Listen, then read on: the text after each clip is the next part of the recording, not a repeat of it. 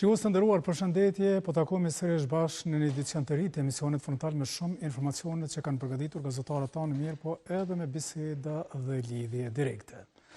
Vazhdon shqetësimi i prodhuesve vendor i bizneseve në Kosovë për shkak të vendimit të ZRI-s për të kaluar ata në tregun e lirë, mirë, po ka pakënaqësi të shumta për shkak se tashmë kanë nisur bizneset që të shuhen. Madje ka pasur informacione se një prej tyre i cili ka të punësuar 200 punëtor dje është mbyllur. Për këtë shqetësim që kanë bizneset dhe prodhuesit vendor, në pjesën e dytë të emisionit frontal do të flasim me Kushtrim Ajvazin, përfaqësues i prodhuesve, dhe Kushtrim Ahmetin nga Dhoma e Tregtisë dhe Industrisë së Kosovës. Ndërkohë, një lajm i mirë vjen për Kosovën, për gazetarët kosovar, për shkak se kryetari i AGK-s, Xhemal Rexha, është zgjedhur antar i bordit të Federatës Evropiane të Gazetarëve. Do ta kemi një lidhje direkte me Xhemal Rexhan, i cili ndodhet në Budapest. Do të kemi edhe shumë informacione, ju rikujtoj edhe një përgjigje që si rrallë herë ka dhënë kryeministri i Republikës së Kosovës, kryeministri në detyrë Albin Kurti. Ai është pyetur nga gazetarët e televizionit të shtatë rreth mundësisë që të kandidohet Fatmir Limaj për kryetar të Kuvendit të Kosovës. Albin Kurti çuditërisht ka folur kësaj radhe. Sigurisht këto janë informacionet kryesore që ne i paralajmëruar, mirë, ne para së gjithash shkojmë me titujt kryesor.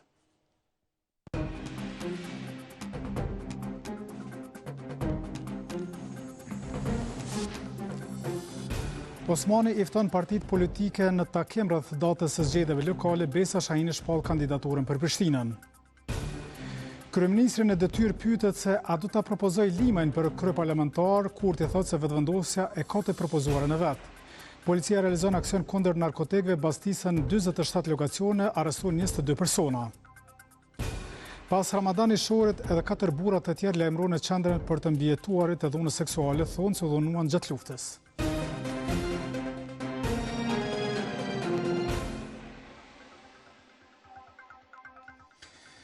Emision frontale nisim sot me një aksion që është kryer në bashkëpunim me Prokurorinë Speciale dhe me Policinë e Kosovës. Ky aksion është realizuar në disa qytete të Kosovës.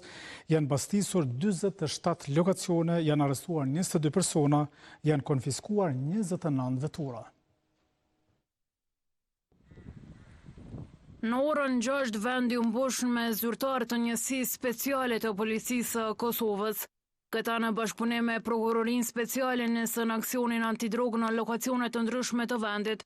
Prishtina, Peja, Prizreni e Gjilani ishin rajone që zyrtarët policorë zbarkuan për kapjen e një rrjeti të madh të narkotikëve.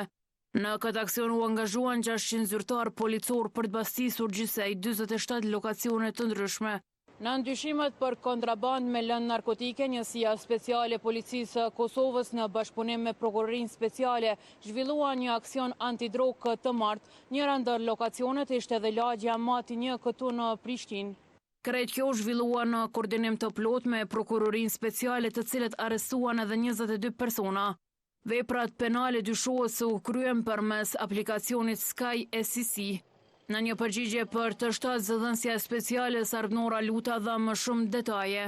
Gjatë realizimit të urdhër kontrollit në këto lokacione është gjetur dhe sekuestruar sasi e konsiderueshme e provave materiale dhe pasurive të specifikuara, duke përfshirë lëndë narkotike, 29 vetura, 134 e 900.000 para të gatshme, 20.040 franga zvicrane, $490, 13.000 euro para të falsifikuara, 9 orë dore të markave të njohura, 36 të armë të llojeve të ndryshme, 1.569 fishek të ndryshëm, 1.292 municione të ndryshme, një prerse për paketimin e heroinës dhe kokainës, laptop, telefona, USB dhe dokumente të ndryshme. Veç kësaj janë ngrirë mjete në llogari bankare në vlerë prej 400.000 eurosh. Operacioni koduar Qielli Thyer është përkrahur nga autoritetet e Belgjikës, Holandës dhe Europolit. Prokuroria Themelore e Gjilanit ka bërë të ditur se pas veprimeve hetimore ka ndaluar 15 persona të dyshuar për kryerjen e vepra penale që lidhen me mashtrim kompjuterik dhe me keqpërdorim të kartelave bankare. Të ndaluar dyshohet se gjatë periudhës janar-tetor 2024 në komunën e Vitis kanë vepruar në mënyrë të organizuar për të përfituar në mënyrë të kundërligjshme pasuri përmes ndërhyrjeve në sistemin kompjuterik dhe një institucioni bankar. Sipas prokurorisë, ata kanë shfrytzuar një hapësirë kohore prej 15 sekondash gjatë sinkronizimit të transaksioneve mes shërbimeve bankare online dhe automatëve për para për tërheqjen e shumave të ndryshme të parave, duke shkaktuar një dëm të përgjithshëm prej 186.000 euro.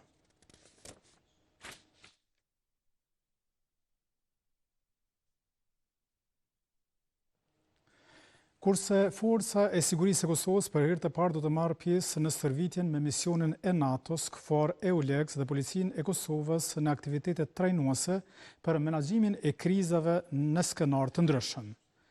Siç ka njoftuar KFOR-i, aktivitetet trajnuese në kuadër të ushtrimit Golden Serb 2025 në kampin Vrell do të mbahen me 9 dhe 10 qershor. Ushtrimi do të përfshijë personel prej 600 pjesëtarësh.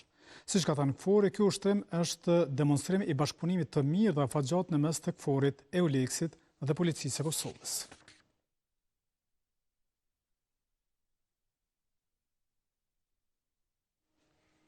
Kurse ushtrimi më i madh që ka marrë pjesë FSK-ja është finalizuar sot. Pra bëhet fjalë për ushtrimin fushor Defender Europe 2025, ku FSK-ja ka qenë krah me ushtritë më të fuqishme të botës. Ushtarët janë të pozicionuar dhe në pritje të komandantes supreme. Ajo vjen së bashku me bashkëshorten e saj, i cili duket se ka shtensionuar pak raportin me kryeministrin në detyrë. Kështu Albin Kurti me Jup Maqedoncin dhe Vjosa Osmani me Prindon Sadriun ulen bashkë me përfaqësuesit diplomatik për ta shikuar ushtrimin e madh ndërkombëtar Defender 2025. Si një koqire e ushtrimit më të madh në Evropë të udhëhequr nga amerikanët, kësaj radhe kjo zhvillohet në poligonin e stërvitjes në Babaj të Bokës në Gjakov. Me të marrë lejen nga presidentja, fillon edhe demonstrimi i aktiviteteve që nis me gjuajtjet nga snajperët. Pastaj vjen radha e komandës së forcës toksore dhe njësive tjera të angazhuara që demonstruan gatishmëritë operacionale. Në skenaret e përgatitura që 2 vjet dhe që zgjatën rreth 15 minuta, u shfaq niveli i lartë i bashkëpunimit me forcat aleate. Krejt këto demonstrime po vëzhgoheshin me dylbi nga liderët e shtetit. Më pas këta së bashku njoftuan nga generalet të FSK-s për secilën pajisje që po përdoret në Defender 2025. Kjo pajisje i lidh secilin njëra me tjetrën. Teksa po interesoheshin gati për çdo detaj, ambasadori Hargreaves po e pyeste ushtaren Liridona Bajraktari për eksperiencën e saj në Britaninë e Madhe.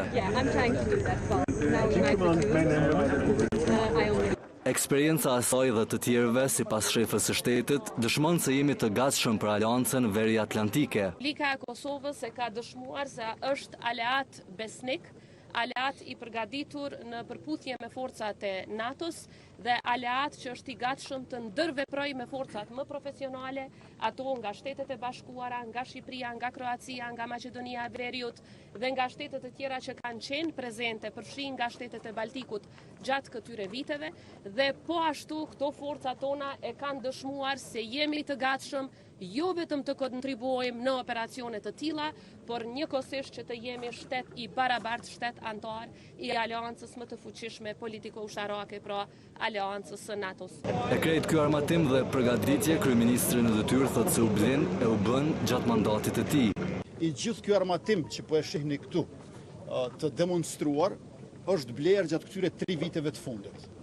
Përveç një automatiku Heckler Koch, vetëm një automatik ka qenë edhe më herët. I gjithë armatimi që e shihni është bler gjatë këtyre 3 viteve të fundit, sepse ne e kemi 2 fishuar numrin e ushtrisë, i kemi 4 fishuar trajnimet jashtë vendi, e kemi 3 fishuar buxhetin për mbrojtje dhe kemi 100 fishuar atë për municion e për armatim.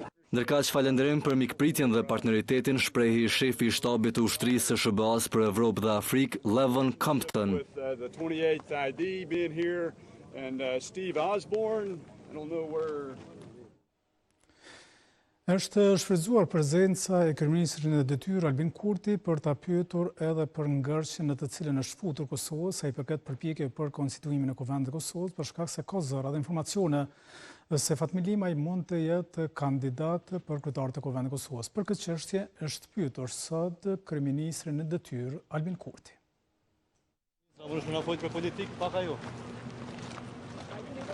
Politikat e mbrojtjes i kemi zhvilluar si asnjë herë më parë. Bashkëpunim me Shtetet e Bashkuara të Amerikës dhe partnerët tjerë aleate. Kuvendi duhet konstituohet. A ka më konstituohet? Kosova nuk ka kuvend, po Kosova ka qeveri. Kosova ka stabilitet dhe sidomos ju përshëndes sot që Kosova ka ushtri. Apo e bëni Fatmi Limaj në krye parlamentar? I dhënë propozimin tonë. A kemi nga pozitën e krye parlamentarë? Pra, më shumë se lajmi që dhasë nuk do të kandidohet pak të ndere në këto momente Fatmi Limaj për kryetar të Kuvendit të Kosovës, lajmë është që Albin Kurti me gjatë të vendosi që të flasë para gazetarëve, diçka që vazhdon të mos e bëj tash e sako. Ndërkohë, presidenti i Republikës e Kosovës, Vjosa Osmani, ka folur dhe ka marrë vendim për të ftuar partitë politike në një takim, por jo për ngërçjen politik, mirë po për zgjedhjet lokale që pritën të mbahen në vjeshtë. Presidentja Osmani dërgoi edhe nga njëftesë partive politike në vend. Kësaj radhe jo për situatën në Kuvend, por për afatet kushtetuese që kanë të bëjnë me zgjedhjet lokale në Kosovë. Kur koha zgjedhjeve po afrohet, Osmani ka ftuar për takim konsultativ të gjitha subjektet politike. Në bazë të kompetencave kushtetuese, presidentja Osmani ka ftuar subjektet politike në takim të mërkuren, me 4 qershor 2025, për konsultime për caktimin e datës së zgjedhjeve lokale. Me njerë pas konsultimeve, presidentja do të caktoj datën e zgjedhjeve. Se kanë pranuar ftesë konfirmuan disa përfaqësues të partive politike në vend, teksa takimi parashihet të mbahet nga ora 14. Eugen Cakolli nga KDI ka thënë se ani pse ky takim është thirrur brenda afateve kohore, do të mund të mbajë edhe më herët në mënyrë që të ketë më shumë data në dispozicion. Duke parë që data zgjedhjeve do të caktohet pas takimit konsultativ, atëherë janë 7 të diela të mundshme për caktimin e zgjedhjeve. Bëhet fjalë për 4 të muajit tetor e 3 të para të muajit nëntor. Në ndërkohë, partitë politike kanë filluar që të konfirmojnë kandidaturat për kryetar të komunave. Lëviza vetvendosje ka konfirmuar i kandidimin e Shpejtim Bolliqit për komunën e Podujevës, teksa fatin e njëjtë do ta kenë edhe kryetarë të tjerë të komunave nga kjo parti. Edhe nga AK kanë konfirmuar deri më tani shumë kryetarëve aktual që i kanë nëpër komunat e Kosovës që do të kandidojnë sërish edhe për një mandat. LDK deri më tani ka konfirmuar Gazmend Muhaxherin për Pej, Orbër Ismailin për Gjilan, Bexhet Xheladinin për Dragash, Visa Razemin për Ferizaj. Ndërsa nga PDK për përflitet që Sami Lështaku do të hyjë gare sërish për kryetar të komunës së Skënderajt. E gjatë kësaj të martë, ish ministri i arsimit në Shqipëri Besa Shahini ka njoftuar se do të garojë për kryetarët e komunës së Prishtinës. Në Vjeshtë do të garojë për kryetare të komunës në zgjedhjet lokale 2025.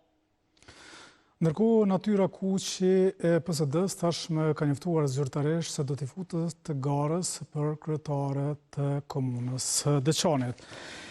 Emision frontal tash e vazhdojmë me informacione të tjera në Kongresin Zgjedhor të Federatës Europiane të Gazetarëve EFJ të mbajtur me 2 dhe 3 qershor në Budapest, për herë të parë në historinë e kësaj organizate një përfaqësues nga Kosova është zgjedhur antar i bordit drejtues të saj. Kryetari i bordit të Asociacionit të Gazetarëve të Kosovës, Xhemail Rexha, u zgjat në këtë pozitë duke shënuar një moment historik për përfaqësimin e gazetarëve të Kosovës në nivel evropian. Lajmin e ka bërë të ditur AGK-ja. Zgjedhja e Xhemail Rexhës në bordin drejtues të EFJ-s përfaqëson një njohje të rëndësishme për punën e AGK-s në mbrojtjen e të drejtave të gazetarëve dhe promovimin e lirisë së shtypit në Kosovë. Ky zhvillim forcon zërin e gazetarëve të Kosovës dhe rajonit në arenën evropiane dhe hap rrugë për bashkëpunime të reja në mbrojtjen e standardeve profesionale dhe etike në gazetari, thuhet mes tjerash në postimin e AGK-s.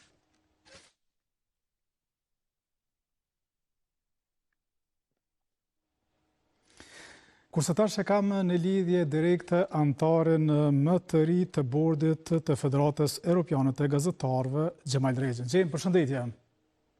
Përshëndetje nga Budapest Ersin. Faleminderit shumë, përshëndetje nga Prishtina dhe urime për zgjedhjen si antar i bordit në këtë organizatë që është jashtëzakonisht e rëndësishme.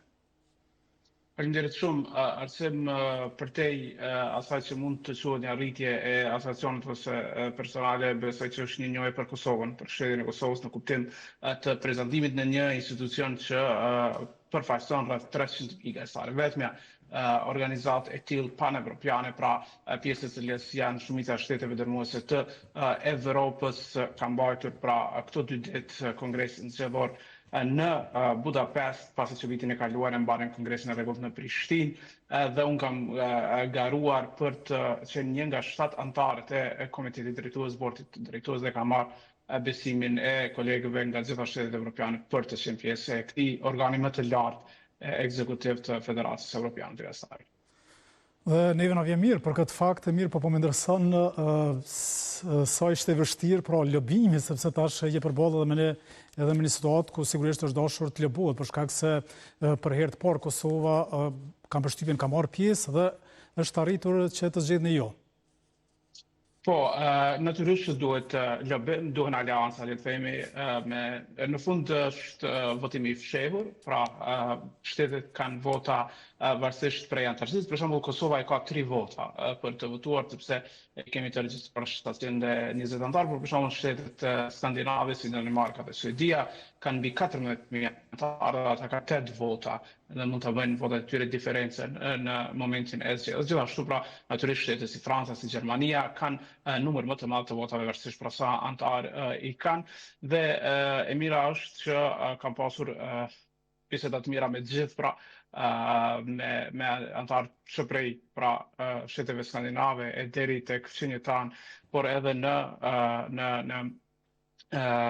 Spanjë, Portugali dhe vende tjera, edhe si që thash në fund natyrisht pra nuk dihet se kush ka voton sepse vota është sekrete, por gjithsesi i lumtur me këtë arritje për AKP-n dhe Kosovë.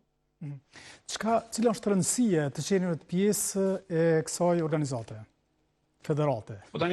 Po, Federata Evropiane e Gazetarëve, pra si që thash, është vetëm organizatë e tillë pan-evropiane edhe ka antarë nga shumica e shteteve të kontinentit të Evropës, natyrisht edhe aty që nga antarësimi është vullnetar dhe të qenurit pjesë e Federatës Evropiane të Gazetarëve është vullnetar, por Federata Evropiane e Gazetarëve bën një punë të jashtëzakonshme, pikërisht ato që ne bëjmë në nivel të Kosovës, pra dhe organizata tjera bëjnë në nivel të shteteve tyre. Federata Evropiane bën në nivel evropian, në nivel kontinental, si organizatë ndihmon i përkrah asociacionet e shteteve ndryshme për të ngritur zërin, për të ndihmuar edhe me trajnime, edhe me logjistikë, edhe tjera pra.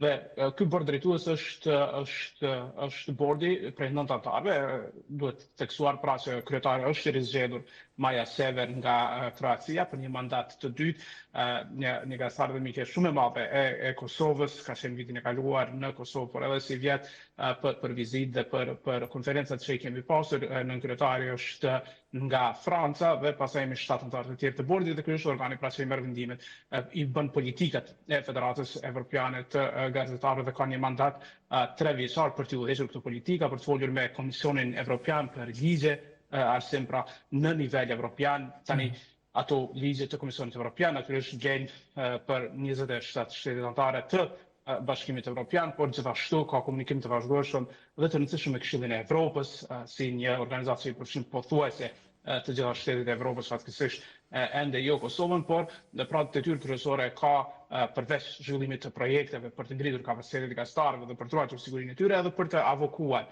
për kushte më të mira të gazetarëve. Ne kemi pasur një sër mocionesh çdo vit, miraton rezoluta ashtu dhe bashkë me Danimarkën dhe Francën në Asociacionin e Gazetarëve të Kosovës, në fakt është një iniciativë e Francës të cilës kemi bashkuar për të pasur një përkrahje më të madhe për gazetarët në Excel dhe propozimi i Francës është marrë inspirim pikërisht projekti me gazetarët ukrainas që kemi në Kosovë, në mënyrë që ky solidarizim jo vetëm me ta, por edhe të tjerë gazetarë në vështirësi të shtrihet edhe në shtetet e tjera të Evropës dhe të ndihmohen gazetarët në eksil. Gjim, faleminderit shumë që ishe pjesë e misionit frontal. Nësi, faleminderit. Ndërkohë ne vazhdojmë misionin frontal me informacione të tjera dhe flasim për Ministrinë e Kulturës, e cila sot ka mbajtur një propozim informues rreth programeve të Bashkimit Evropian. Pavarësisht masave, Kosova vazhdon të përfitojë nga këto grante të BE-s. Pavarësisht masave të ndërmarra nga BE-ja ndaj Kosovës, programet e këtij institucioni nuk janë mes atyre që do të kenë pasoja. Këtë e bëri të ditur Ministria e Kulturës, Rinisë dhe Sportit gjatë një sesioni informues të mbajtur të martën në Bibliotekën Kombëtare të Kosovës. Për më shumë rreth përfitimet nga programet, foli udhëheqësi i zyrës së koordinatorit kombëtar për IPA, Florim Canolli. Por programet e BE-s nuk janë të ndikuara nga masat e BE-s. Programet e BE-s janë programe që i dedikohen krejtësisht entiteteve ose aplikantëve që aplikojnë drejt për drejt në Bashkimin Evropian dhe jo nëpërmjet qeverisë së Kosovës. Megjithse këto programe ofrojnë përfitime të drejt për drejta, ato sjellin gjithashtu një barë më të madhe përgjegjësie për përfituesit. Te programet e BE-s përfitimi është i drejt për drejt. Kjo i bie se edhe përgjegjësia është më e madhe tek përfituesit final, sepse duhet të raportojnë, duhet të jenë të zhvillojnë projektet e tyre në përputhje me rregullat e BE-s, dhe kjo nuk është e lehtë. Drejtori i Institutit Francez në Kosovë dhe këshilltar për bashkëpunim dhe veprimtari kulturore, Eduard Majoral, shprehi kënaqësinë me bashkëpunimin. Kjo është një përpjekje shumë rëndësishme dhe jam shumë i kënaqur që ju shoh duke punuar kaq afër me partnerët evropian. Kosova është pjesë e Evropës dhe ka fonde në dispozicionin e juaj nga Bashkimi Evropian për të punuar në Kosovë. Në këtë sesion u prezantua dhe mundësia për më shumë informim rreth aplikimit në programe nga zyra e koordinatorit kombëtar për IPA.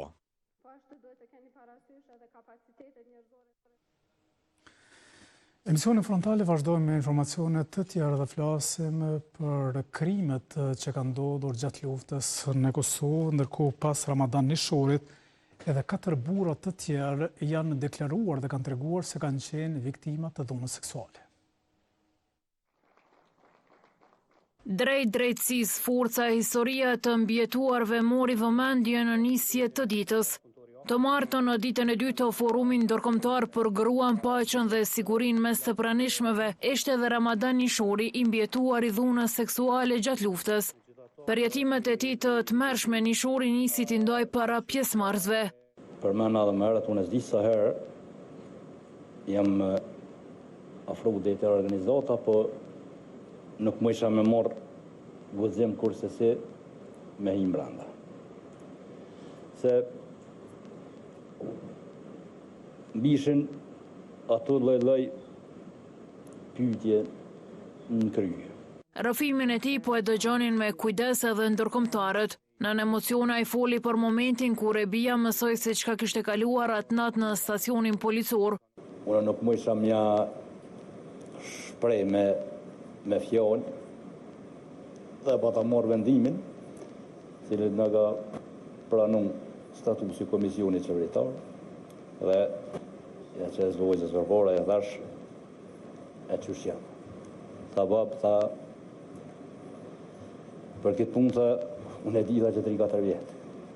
Por pas daljes së tij publike dhe rrëfimit të ngjarjes janë lajmëruar edhe 4 burra që kanë pranuar se janë të mbjetuar tjerë të dhunës seksuale gjatë luftës.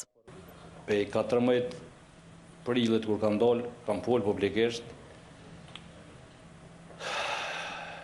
janë lajmëruar për organizata dhe 4 persona tjerë. Më mirë se kushdo dhimbjen e tyre ka parë dikush që tash e gati 3 dekada ka punuar ngushtë me këtë kategori të ndjeshme të shoqërisë sonë. Kemi mësuar se intervenimi në kohë është më së domosdoshëm. Kur flasim për intervenimin, flasim më së pari për kushtet e sigurisë dhe besimit, e më pastaj flasim për rrimëkëmbjen emocionale, shëndetësore, ligjore. Në diskutimin njërësh u fol edhe për librin e të mbjetuarve të dhunës seksuale që përkthyen në gjuhën ukrainase. Këtu sipas gazetares ukrainase që po strehohet në Kosovë pas luftës atje, tha se rreth 340 qytetarë kanë raportuar dhunën seksuale pas këtij publikimi. Sipas zyrës së prokurorit të përgjithshëm, rreth 340 qytetarë ukrainas kanë raportuar dhunën seksuale gjatë luftës ruso-ukrainase. Pyetjes pati, por nga të pranishmit u falenderua qendra për rehabilitimin e të mbjetuarve të torturës për punën. Atë rrugë që ka marrë dhe qëllimin e kemi pra të gjithë për gra dhe për burra që dënohen ato të cilët kanë shkaktuar dhunë ndaj grave shqiptare. Për të martën u planifikuan 12 panele diskutimi për gratë, paqen dhe sigurinë. Ukraina apo vende të tjera zëferite gjatë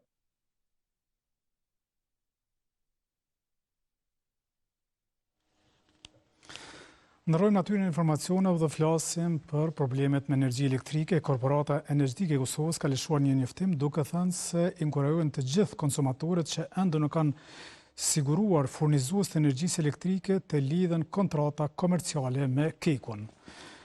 Korporata Energjetike e Kosovës inkurajojnë të gjithë konsumatorët që ende nuk kanë siguruar furnizues të energjisë elektrike që të lidhen kontrata komerciale të drejtpërdrejta me Kekun për të siguruar furnizim të qëndrueshëm, thuhet në njoftim.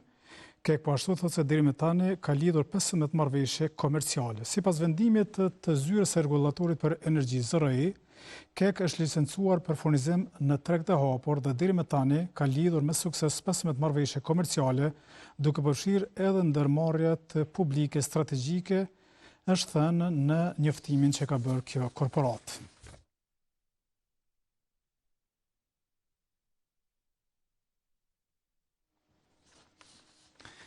E për të diskutuar pikërisht për këtë vendim të ZRI-s, pra që ka vendosur që ta shtrajtojë energjinë elektrike, mirë po dhe për bizneset që ato të dalin në tregun e lirë të energjisë elektrike, ndërkohë që telefoni po më thret, ne do të nisim bisedën me dy përfaqësues të cilët janë pjesë e misionit frontal dhe të flasim me shqetësimet e tyre për shkak se ata përfaqësojnë edhe prodhues vendor, mirë po edhe dhomën e tregtisë dhe industrisë. Me mua në studio është Kushtrim Ajvazi, përfaqësues i prodhuesve.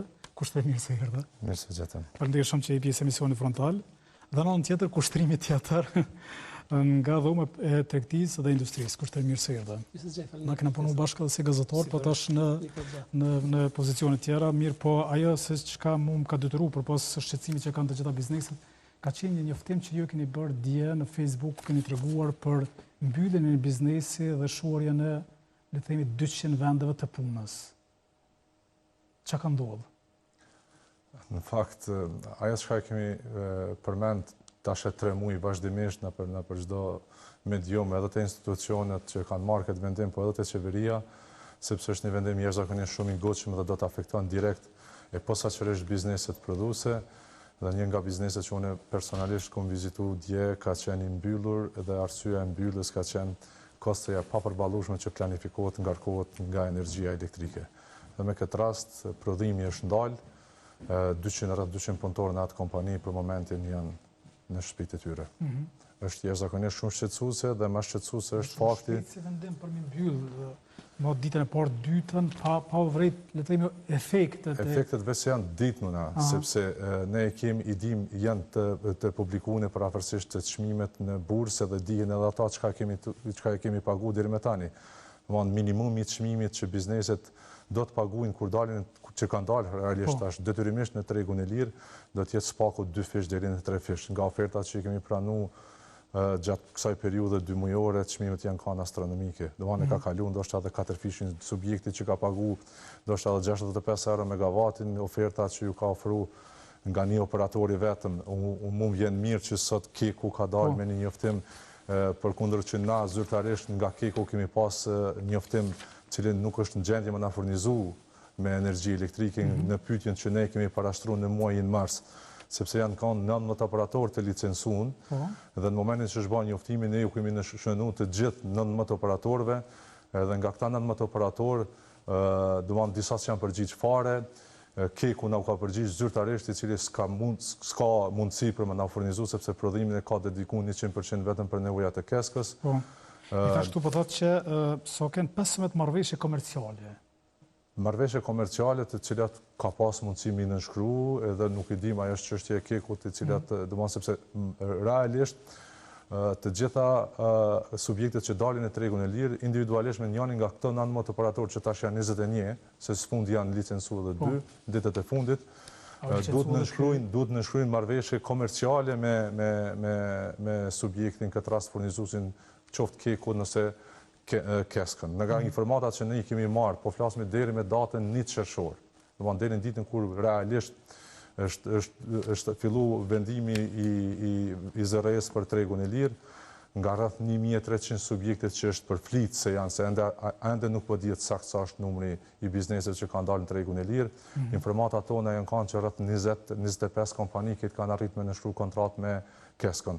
Të gjitha kompani tjera i bjen mënyrë indirekte që kanë kaluar në konsumator fundor, sepse ligji edhe rregulloria e ZRS e parashet që gjitha subjektet të cilet nuk arrin me nënshkru kontratë me njërin nga operatorët e licencuar, që për fat keq ka qenë një operator si monopol, ka qenë vetëm Kesko, se s'kanë ofertu tjertë, kanë dalë automatikisht në listën e konsumatorëve fundor që në këtë rast furnizimin që quhet si furnizim emergjent që është 60 ditë e ka për obligim Keku të i furnizoj të gjitha këto kompani. Kushtrem, që ka ndodhë këto 2-3 ditë për i të paret kur është ka hynë në fuqi ky vendimi ZRS? Është rritër më shumë stresi dhe pasiguria të gjitha bizneset, sepse nuk pa në që boni zgjidhje, dhe mund shku në disa takime që vetë qeveria i thirri, do më hanë, për pas që kemë marrë pjesë ne si shoqata, kanë shku edhe bizneset cilat me listën e vendosur nga ZRE-ja janë vendosur të dalin në liberalizim tregut dhe kanë pasur takime me qeverin, me ZRE-n, me sfundi bile madje në të njëjtën ditë që kemi mbajtur protestën, kemi pasur takim një orë mrapa përfundimi protestës me kompanitë që kanë qenë të licencume. Domon kanë marrë aty pjesë dikun 4 ose 5 kompani dhe nga të gjitha ato vetëm Kesko e ka vënë ofertën edhe në takim. Domon të tjerat më shumë ishin kanë për numra aty se për me marrë pjesë. Domon nuk patjetër që ofroj. Domon kjo ka shkaktuar këtë të lashën e pasurinë shumë të madhe se çka do të ndodhë tutje me biznesin e tyre. Domon përpos rastet që kemi me mbyllje, ne e kemi një kompani të madhe dhe me shumë përvojë në Kosovë, e cila ka paralajmëruar dhe o të shurtu mundësinë që ta ndërpres bashkëpunimin me 200 fermerë prej të cilëve merr qumshtin. Domthonë automatikisht është situata po shkon të bo edhe më keq çdo ditë edhe më shumë. Cila kompani? Për Bylmetin po flas. Po. I ka paralajmëruar që janë të paralajmërimi i tyre i parë ishte nga dje, domthonjë që janë të shurtu mundësinë që një prej gjërave të para që do të ndërmarrin për të përballuar gjithë këtë kosto të lartë të rritjes çmimit të energjisë është ndërprerja e kontratave që ata i kanë me 200 fermerë që nga të cilët marrin qumshtin e tyre. Domthonjë po flasim për 200 familje do të mbesin pani të ardhur nga kjo kompani. Ndërkohë që 200 të tjera kanë rritur. Me ke qenë disa dokumenta këto që kiçet me sqaru, sigurisht kena me sqaru këto do të shfaqen në ekran, po për më sqaru edhe shikuesve çka jeni të obliguar, çka ju ka thonë ZRE-ja me bën prej neçër, ç'a do të më bëj jo, se na po flasim kështu, si më thon, në terma më të gjanë, ndoshta shikuesit nuk e dinë çka jeni të obliguar me bën, në bazë vendimit të ZRE-s. Në fakt, na nuk jemi të obliguar me ndryshu ndaj pajisje ose me shtu në një shtesë, përveç se furnizuesin që duhet me ndru, edhe me këtë. Domethënë keni marrë rrymë prej Keku përmes Keskos jemi furnizuar deri më tani. Ato kompani të cilët nuk kanë arritur me nënshkru kontratë me Keskon, domethënë e vetëm ndryshon furnizuesi. Po çka ka ndodhur tash prej momentit të parë deri tash është një katrahur realisht e vërtet, sepse edhe sot që po flasim ka hala subjekte të cilat nuk e dinë sakt a do dalin në tregun e lirë, as do dalin. A mund të dalë për shembull? Po ligji është ai që duhet me i detyru kush mundet me dalë, kush mundet me dalë. Dhe këtu realisht shumë mirë sqaron ai. Sqaron ligji, po ZRE-ja ka vepruar kundër ligjit këtë rast. Pse? Sepse sikur edhe po shfaqet këtu. Nëse e lexojnë. Unë s'po më shkruaj. Çka po shënon ZRE-ja kur kush duhet me dalë në treg lirë sipas vendimit të ZRE-s, ndërkohë në njoftimin fillestar thirret në ligj. Atë shohim që do të sqarojmë se nuk aty thot. Po. Në vendimi, ky është një udhëzues që është publikuar edhe ky së fundmi, është javën e fundit që është publikuar. Në situatë normale ky është dashur të publikuar para 3-4 muaje që këtë më përgatitet edhe me ditë situatën me cilat po ballafaqohen. Kriteri ligjor sipas ZRE-s në këtë rast në këtë njoftim thotë për dalje në tregun e lirë vlen për të gjitha ndërmarrjet ekonomike që përmbushin kriteret qarkullim vjetor mbi 10 milion euro ose më shumë se 50 punëtorë. Dhe këtu është krijuar realisht një anomali shumë e madhe dhe shmangje e ligjit, sepse nëse dalmi tash në fotën dytë, nëse mundet. Cila është ajo? Është fotoja e njoftimit publik të ZRE-s, edhe ligji, ky është ligji. Po, hajtë ligjet të shpjegojmë para. Në 37 ku edhe thirret vendimi përkatësisht njoftimi se ende s'ka për ZRE-s vendim konkret për daljen e treg. Ka vetëm njoftim publik. Po. Thirret në nenin 37 pikën 2. Thot, pika 2 e nenin 37 të drejtën e furnizimit si shërbim universal e gëzojnë të gjithë konsumatorët familjar dhe jo familjar që kanë qarkullim jo më shumë se 10 milion ose jo më shumë se 50 punonjës. Që nën kupton? Të gjitha ato biznese, qoftë prodhuese ose jo prodhuese, që në qoftë se kanë më pak se 10 milion euro, por i kanë 50, po i kanë 100 punëtorë edhe 200 punëtorë, kanë të drejtë me nejtë në shërbim universal. Domthonë nuk detyrohen me dalë në tregun e lirë. ZRE, këtë pikë e ka trajtuar ndryshe. Kështu thot ligji. Kështu thot ligji, kështu thot edhe vendimi i ZRE-s. Nëse kthemi mbrapa, e shofi ZRE thot për me nejtë në treg universal. Tregu universal në kupton ku çmimet janë të rregullune. Çmimet aktuale që jemi kanë të furnizuar. Për me nejtë në tregun universal, duhet me plëcu së paku njanin për kritereve. Dërsa ZRE-ja, me një vendim të vetin, thot të një anshëm, thot për me nejtë në tregun universal, duhet me plëcu të dy kriteret. Mëhon, duhet me kanë edhe në 10 milion, edhe në 50 punëtor. Që në këtë rast, si pas informatave që kemi na, nësë është ky numër 1300 i bizneseve numër i saktë, i bjenë rrët 1000 kompani nuk e plëcojnë këtë kriterë. Do anë 1000 kompani po detyrohen me dalë në treg jashtë letë, që në këto kompani, 1000, do të detyrohen me drejtu gjykatave. Ne, nga informatat që kemi marë realisht, i vetë i njëjti organ, ZRE-ja, në 2021, gjatë kohës kur edhe atëherë ka pas tentativë për me dalë në tregun e lirë, dhe është marrë një vendim për shtyrje të pa afaqshme, edhe në këtë rast çka ka ndodhur, është ty deri që tash, deri në mars, kur është marrë edhe vendimi final. Përgjigjen zyrtare për rastin e njëjtë, njënin nga zyrtarët e ZRE-s që atëherë ka qenë në mbrojtjen e konsumatorëve në kuadër zyrës së ZRE-s, ju kisha lutur edhe regjia nëse mundet me publiku edhe pyetjen edhe përgjigjen, sepse kjo është përgjigja. Pyetjen duket nuk e kemë se kjo është pyetja. Okej, shoqër që e kemë se. Kjo është pyetja, është një nga kompanitë që ka dërguar pyetje në ZRE. Në ZRE në vitin 2021, po jemi të fol. Edhe 2021, edhe sot është i njëjti ligj. Mbi bazën e të njëjtit ligj, ku i bën pyetje zyrtarisht ZRE-s. Thot unë i kam 9.8 milion euro çarkullim. Dhe numri i punëtorëve u kanë te kjo kompani rreth 120.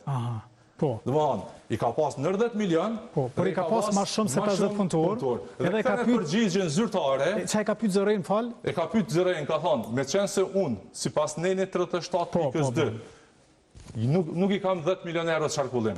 A mund të furnizohen me shërbim universal? Ha që ka thonë ZRE-ja ZRE-ja, që i thot ZRE-ja? Thot, ja ka dërgu shënimet e atë kësë biznesin fjallë, e ka demonstru që i ka 90 milion euro qarkullim, mbi 50 punëtor, ZRE-ja i thot zyrtarisht që po ju i plëconi kriteret për shërbim universal.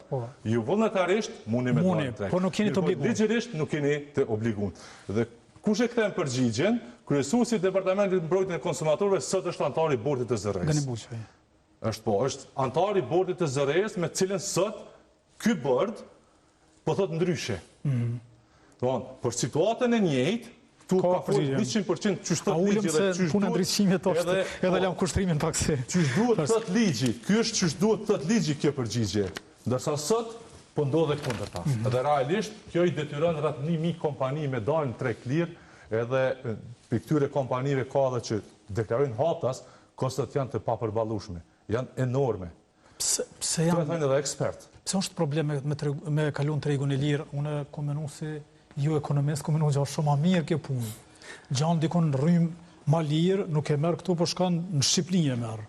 Problemi është që koha ka qenë fillime shumë e shkurtë. Domthonë llogaritë e gjithë ne edhe përfaqësues bizneseve e kemi marrë njoftimin nga media që po hyn në treg të hapur. Domthonë kemi qenë njoftuar më herët, çore ka thënë edhe ky Fizullahi, ka thënë kemi shty 3 vitet e fundit që bizneset të përgatiten për këtë proces. As që mjafton këto 3 vjeta. Po sepse s'është i përgatitur edhe sistemi. Llogaritë për çdo ditë ki reduktime, për çdo ditë ki paralajmërime nga keci, për shembull se thotë që paske pas 2 reduktime. Domthonë derisa ende sistemi energjetik i Kosovës, sistemi i furnizimit nuk është stabil, si po mundem atëherë ta bëjmë la furnizimin. Domthonë një kompani e jona antare ka thirr keskon e ka thonë, unë jam e gatshme me pagu 260 euro megavatin. Po, a mund është më siguru mund 24 orë energjinë elektrike edhe nëse mund rrjeti nuk lëviz, tensioni nuk lëviz, ka thonë jo nuk më me të garantu për këtë punë, se për këtë punë është keci shko me rëvesh me thonë. Domthonë edhe paguaj 260 euro, edhe nuk e ke fara të sigurt asnjërin hiç fare. Përveç asaj, nëse në mundën më ndërlidh, ne jemi të folë, domethënë në situatën ku këto kompani tash që i kanë dalë në konsumator fundor, një pjesë e madhe e tyre që janë konsumator fundor në kupton një termat ekonomisë. Po, nuk është termat ekonomisë, konsiderohet një kategori e bizneseve të cilat nuk kanë arrit me nënshkru kontratën nga njënin nga operatorët e licencuar. Dhe në mënyrë që mos më ndërprej rryma automatikisht, është e rregullune një fazë tranzitore rreth 60 ditë që me mujtë me pas mundësin ti me u furnizu, me gjithë furnitorin tjetër, se ka mundësi edhe vetë operatori me falimentu dhe kjo është mësë me kriju së regullim. Dhe ta shka ka ndodhë dhe sot tash aktualisht, është data 3 qershor, po? Ka kompani produse cilet kanë të montu në panelet solare. Dhe ta shka ndodhë, keku sot, këto kompani produse, për i furnizon me çmim të tregut, çmimin e bursës, që varion, është fluktuev çdo orë. Ndërkohë prodhimin që këto kompani prodhojnë prej paneleve solare, më herët kanë pas kontratat me Keskon, edhe prodhimin e tepërt e kanë bartë në rjetë, edhe Kesko ja ka konvertu kilovat me kilovat. Tash atë çka ndodh aktualisht? Një biznes prodhues sot, kur ka nevojë me blej pikekut, ka me blej me çmim të tregut. Kur e shet? Kur ta prodhon edhe e çet në rjetë ka me fal. Sot është ndodh aktualisht kjo. Kjo po tregon që hala nuk jemi të përgatitur edhe për kushtin e përgjigje. Për shembull, ju ndaj kompanie tjetër më fol që ata rryma ka drejt. Sepse është e pamundur, sepse tregu nuk është i rregulluar, sistemi nuk është i rregulluar në atë formë. Nuk është i rregulluar edhe te institucionet që mirën 24 orë me vite në këtë çështje, e aq më pak te kompanitë që veç sa kanë filluar kohën e fundit me investu në panele solare dhe në sisteme të tjera të kursimit të energjisë. Prandaj domosdoshmë ne kemi bërë kërkesë të vazhdueshme nga dita e parë që është dalë njoftimi. I kemi mbledhur gjitha dhanat për sidomos për kompanitë prodhuese. Me fakte për çdo industri e kemi prezantuar shpenzimin aktual të energjisë elektrike dhe shpenzimi i cili po pritet me ndodhë sepse çmimet e bursës janë në treg shihen. Edhe kemi paralajmëruar që rreziku do të jetë shumë i madh. Para mendon në një situatë, nëse në televizionin e ju, në fund të muajit, duhet paguaj faturën e energjisë elektrike të barabartë me 35 punëtor, si kur të kishin punu këtu, në fakt s'ka punu kërkush hiç. Para me dhe çka do të thotë kjo, kosto për kompaninë. Disa kompani është e vërtet që ndoshta nuk falimentojnë. Mirë po ato janë të detyruar me rrit çmimin. Përveç asaj, detyrimi i rritjes çmimit nënkupton humbje e tregut. Përveç tregut vendor, edhe ato ndërkombëtar. Rreziku më i madh është që kompanitë prodhuese, të cilat kanë arrit me me ndalë eksportin, fatmirësisht në vendin tonë, me ndalë importin në vendin tonë, dhe me deportu në tregun evropian, sidomos në tregun evropian. Tash vijnë produkte që janë malirë dhe qytetarit detyrohet me blej malirë. Tregu e përcakton domosdoshmë vetë është nevoja e qytetarit që me zgjedhni produkti i cili është malirë. Nga kalkulimet që ne kemi bërë, domosdoshmë sidomos produktet e rajonit do të jenë jashtëzakonisht shumë konkurrente në tregun tonë, sepse i njëjti prodhues në vendin tonë sot, që prodhon të njëjtin produkt me të njëjtin kilovat të harxhimit. Në Maqedoni, shembull, çmimi i energjisë elektrike është spaku sot dy fishi çmimit që është më lirë se ç'është na. Domthonë rreth 120-130, te na po kalon 200 ndoshta. Pse është që ka shtrajt rryma për bizneset? Po e para është për shkak që kjo periudha shkurt për me gjetë këta themi energjinë, edhe vetë kompanitë kanë qenë pa përgatitur. Domthonë llogaritë në fillim as Keskos ka qenë fare përgatitur. Domthonë nuk kanë pasur as ide se çfarë përgjigje t'u kthen bizneseve kur i kanë thirrë, më thonë, "Ok, na jemi të interesuar me vazhdu kontratën me juve." Kanë thonë, "Jo, doni me prit se na ende nuk jemi të përgatitur ose dim ende se me si do të funksionojnë tutje." Domthonë vetë kompanitë të cilat kanë marrë licencë nga zero në këtë rast nuk kanë qenë fare të përgatitura, nuk kanë pasur mundësi kohore, hapësira kohore ka qenë shumë e shkurtë, mars, qershor, për me gjetë edhe themi çmime më konkurruese dhe më të mira edhe në berzat e ndryshme që i marrin qoftë në Shqipëri ose në berzën e Hungarisë, kryesisht këto dyja janë më shumë përfshime, Kosova që ka qenë. Domthonë, prandaj ne kemi kërkuar këtë shtyrje më bë me nis më një herë në momentin sot themi pezullohet të nesër me nis diskutimet e hapura. Gjithçka të bëhet, domthonë nuk ka ende as analizë, nuk ka për të parë se në çfarë gjendje ka qenë sistemi energjetik i vendit para se të fillojë procesi liberalizimi. Domthonë janë një numër faktorësh që këto janë ndërmarrë, edhe duke parë gjitha këto dhe një numër më të shkeleve, ne të prantën e kaluame e kemi dorëzuar edhe padinë ZRE, domthonë padinë kundër ZRE-s në gjykatën themelore dhe po presim nga gjykata të shihet se cilat do të jenë veprimet tutje që do të banë. Çfarë do të më bëni kompani që është e detyruar sigurisht me zbatu këtë vendimin e zërrejës? Çka do të më bëni kompani që i ka 50 punëtorë e i ka qarkullim 10 milion euro? Çush do të më siguru rrymën ai? Po ajo është i detyruar me njërin për këtyre, themi me bë këtë marrëveshje, po do të bëj kalkulime tjera. Po për shembull, vendos me shku mi ble rrymën ma lirë në Shqipëri. A nuk është përparësi për to që ka mundësi me zgjidha? Për shembull, nuk e merr prej Keskos.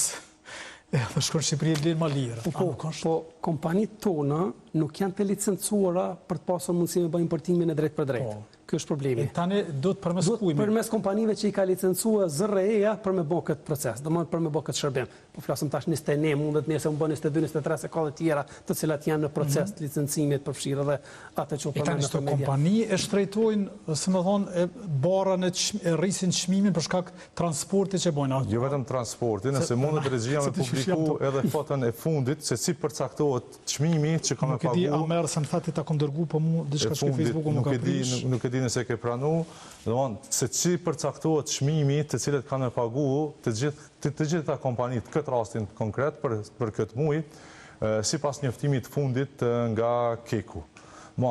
Përveç çmimit bursë ka me pagu edhe një 4-5 lloje çmimeve tjera derisa të vijmë te pjesa finale ku ka me pagu. Që janë. Mas pari, domthonë çmimi i bursës plus çmimi i kostës së transportit ndërkufitar. Po. Që vitin e kaluar e kemi pasur çka ka ndodhur me çmimin e transportit ndërkufitar, ku 1 megawatt ka arrit sipas danave që janë publikuar deri në 800 euro vetëm transport Mali-Zi Kosovë. Edhe ky është shqetësim shumë i madh, sepse çmimet që po ofertohen janë variabile, janë të pa planifikues, po mundemi me ditë sa ka me ndodhur nesër mas 3 vite çmimi. Se mos më shpresu që ka mund çmimi.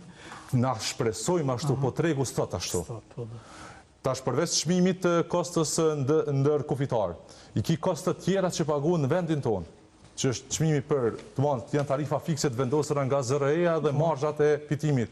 Është kostaja e BRE-s, janë kostet për kostin edhe kecin, janë kostet tjera për disbalanca, që edhe kjo ka me ka një kostë jashtëzakonisht shumë e madhe, sepse kur po thojmë nuk jemi të përgatitur në bazë të informatave që i kemi marrë në sfundmi, domethënë, nëse një kompani prodhuese ka konsumin e prodhimit, po supozojmë 5 megawatt në orë, edhe për një herë ju ndalet maqineria e prodhimit.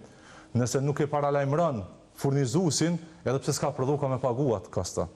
E ku është qëllimi, sepse une si laik i kësaj fushë, domethënë, ku menon që shteti ndihmon bizneset, prodhuesit vendor. Ku është qëllimi nëse për edhe na ata po kërkojmë, Nëse kjo është që shpjegoni ju atëherë ku qenë ka qëllimi? Neve na u kanë drejtu gishti që po shpërndajmë propagandë, na po shpërndajmë vetëm të vërtetën. E vërteta është në teren. Le dalin, le t'i shohin, le t'i vizitojnë të gjitha fabrikat prodhuese. Unë kam pas me një numër të konsiderueshëm të këtyre bizneseve, edhe muj me thonë lirisht, nga të totali kompanive prodhuese në vendin tonë. Vetëm 130 kompani dhe 150 kompani e bojnë 60% të prodhimit në Kosovë. E këto krejt kanë dalë në tregun e lirë, që i punësojnë një numër të konsiderueshëm mbi 70% të punëtorëve që punojnë në kompani prodhuese. Në efekti është ekstremisht i madh. Këtu ka pabarazi edhe te pjesa e ligjit dhe ZRE-ja su tregu fair dhe su tregu serioze në pyetje që i kemi parashtruar na. Është kriteri 50 punëtor. Kur nuk është e definuar cila periudhë do të merret 50 punëtor. Po se një kompani për shembull a 25 kemi filluar tash në qershor të 2025, apo? Apo nuk kupton që gjatë vitit 2025 nuk ka me dalë asnjë kompani e re në treg? Jo, kompani për shembull ka që për një stin caktuar kanë më shumë punëtor, më pas nuk i kanë ata. Përveç asaj, vitin e kaluar i ka pas 60 punëtor, këtë vit i ka 30. Kompania e kundërt, ndoshta vitin e kaluar i ka pas 30, me një qershor i ka 60, kjo që i ka sot 30 del 3 lira, jo tjetra jo. Kushtrem, se kom dëgju që janë të dalë jashtë Kosovë, pra kompanit për me investu, se më thonë, në Maltëzi, në Shqipëria, a ka diçka të vërtet në këtë drejtema, veç komunione? Jo, janë të vërtet, atë janë të dalë, po aje që është më shqetësues është se janë të marrë ofertat majme, sidomos nga Shqipëria dhe Maqedonia,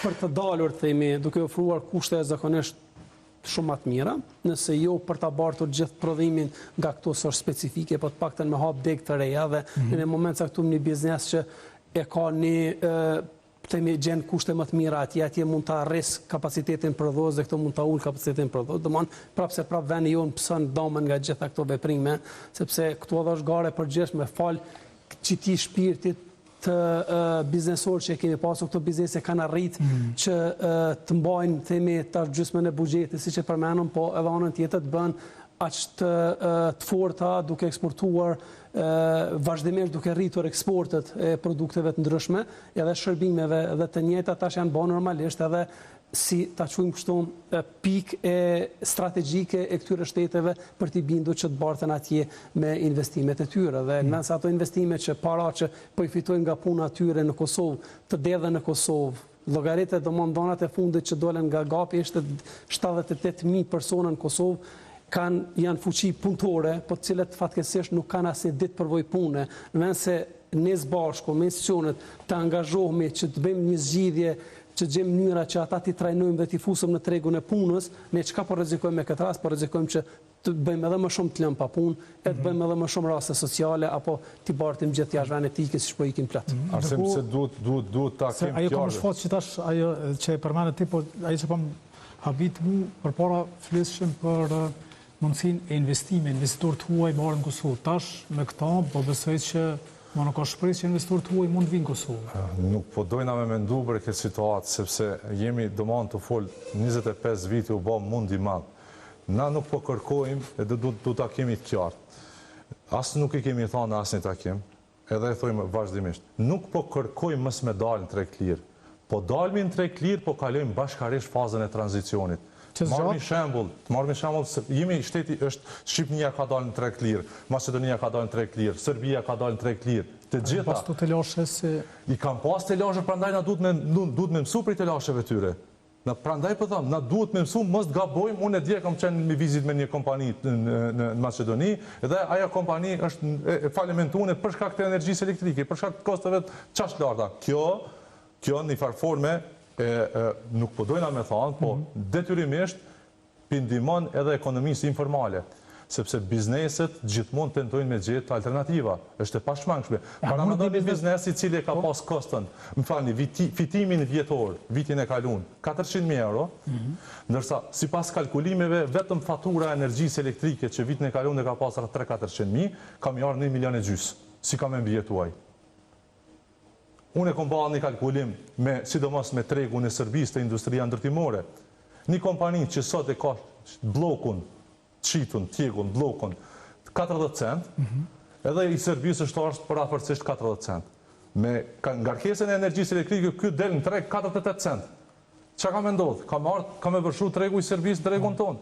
Është e pashmangshme kjo punë.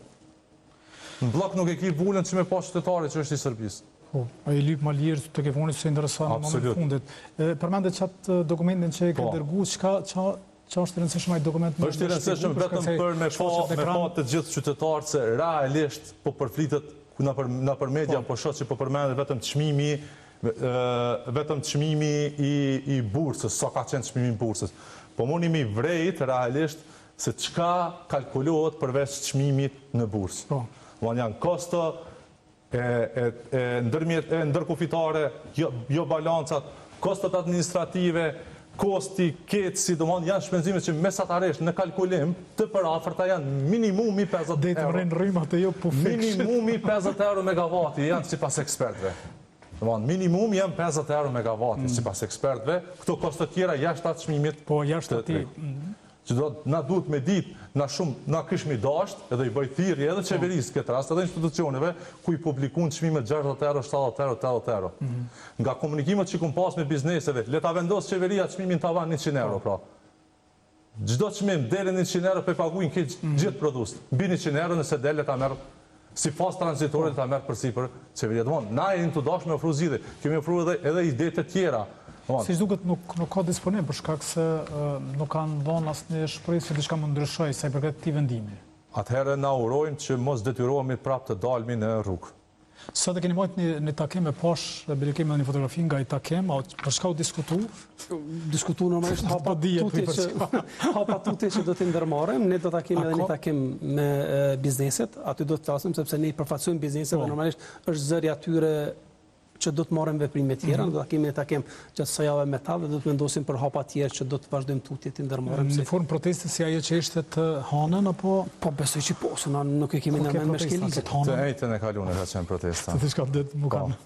Po them sigurisht do të marr plani sigurisht do të jetë nëse vendosim biznese që dalim sërish protestë, do dalim protestë. Po gjithçka sipas ka kalu, ka thënë Albin Kurti. Qa me thonë, deklarata politike, s'po dojna më marrë, po dojna më marrë me hallin që e kemi. Na dojmë zgjidhje për hallin që e kemi.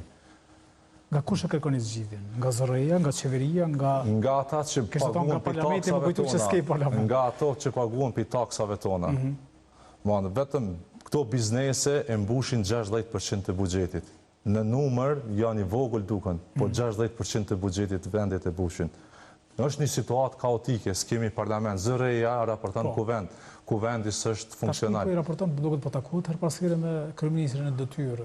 Po ka takime edhe me neve, na realisht jemi kanë të gatshëm, në ato takime jemi kanë të gatshëm mi dhanë kretë shqetësimet tona dhe me idenë që do të gjinte diçka do një zgjidhje. Jo veç me shku në takime dhe me na tregu që du të me dalë në treg, na e dim që du të me dalë në treg, edhe na jemi për me dalë në treg. Po hajde dalmi bashkarisht. Jo me dalë me deklarata me thonë në këtë rastin konkret, datë për i detyrojnë bizneset mës me ba kontrata. Pse institucionet publike nuk banë në kontrata?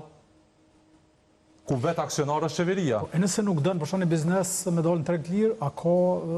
Nëse ligjerisht e plotëson kriterin ligjor, nuk mund me thonë nëse s'dënë, se ju ndërprejt rryma. E ka 60 ditë kekun, mas 60 ditë e s'ka rrymë. E agregatat a kryjnë punë. Punojnë, po, ka kalkulimet të tilla që bizneset e kanë ba, dhe si pas kostës se ajo është zgjidhje normale, apo ku do në zgjidhje e shkurt, mirë ka situata të tilla ku kostaja e agregatet e naftës i ka dalë ma e lirë se kostaja që pritet me pagun në tregun e lirë. Molitash, kur dikush të hap një kompani për me shqip agregata, të e po këtë... Kemi ndëgju ato zhurmat e viteve 2000, tani kur kemi pas probleme. Ajo shkosht lën edhe shqetësuese tjetër është na kemi minutat e fundit. Po, shkurt, e kemi një biznes që është mërgjimtar, që ka investuar në Kosovë, shumë milion në Kosovë. Ka kërku nga ZRE-ja dëmon licencë, themi rritit kapaciteteve për prodhim për konsum vetanak të energjisë nga panelet solare dhe ZRE-ja nuk e ka liu me arsyetimin se ti ke arrit pikun tënd nevojshëm edhe ma shumë na nuk mëna me dhonë ty leje. Vetë një për arsyetimi me ZRE-s për rritin edhe çmimit të energjisë, 16.1% ka qenë se s'ka kapacitete vendore të prodhimit të energjisë. Tashi, ku po ka biznese që po dojnë me bëjnë investimet veta, dhe me dalë ZRE-ja thotë jo tashi, s'm lejon ligji, s'm lejon rregullorja, s'm lejon kjo, s'm lejon, domon prap krijon bllokadat të tilla për me detyru bizneset me dalë në këtë treg që këta e quajnë treg liberalizuar, por në fakt s'ka liberalizim fare tregut. Kushtri Manjo, falenderoj të dyve që ishte në emisionin frontal. Më pak mi relaksu bisedën se për më është shumë shqetësuese pisha të jo dhe kom po vazhdimisht këtë shqetësim e posha dhe tajten kërë majtë të protesta, një numër shumë i madhe i prodhuzëve, i biznesëve ishe në protest, nuk e dine se do të ketë së shpejti një protest tjetër, apo halas së marrë vendim? Do të mirët vendim shumë shpejt, po besoj, sepse kemi tash takime bizneset të enjtë, kemi takime në ora 10:30, me gjithë komunitetin e bizneset, dhe aty do të vendoset për hapat e mëtejshëm. Dhe ne jemi këtu për të informuar shikuesit se çfarë po ndodh, sigurisht duke mbështetur nga rastet e bizneset edhe prodhuesit në Kosovë të cilët po përballen me një situatë të tillë. Faleminderit shumë edhe një herë që keni. Faleminderit juve. Faleminderit ju të nderuar shikues që ishit me emisionin frontal, ndërkohë ju kujtoj se pas pak ju pret të shpendim emisionin Ti Kanapé në orën 19:30 është edicioni qendror i lajmeve me pas presingu kështu më radhë.